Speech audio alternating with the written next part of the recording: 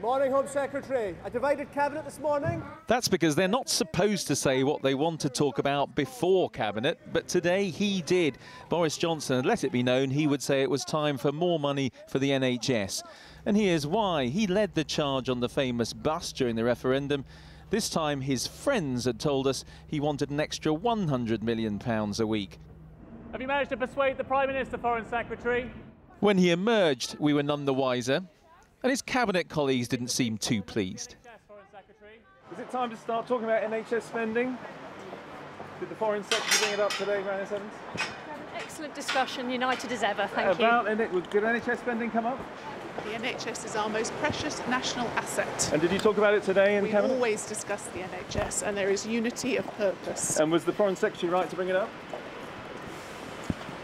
Is it right for the Foreign Secretary to say we should spend another £100 million a week? We had an excellent, very positive cabinet meeting.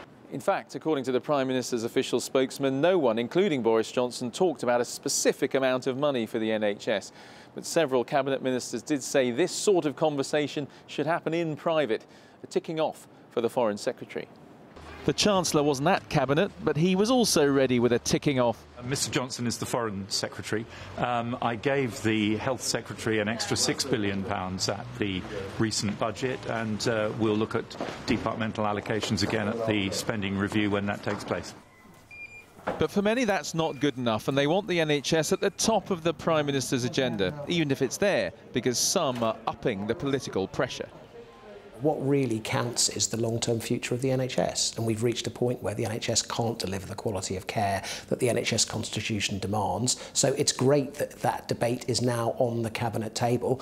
I'm not particularly fussed who puts it there. The real question is the government going to make the decisions it needs to on the long-term funding of our health and care system?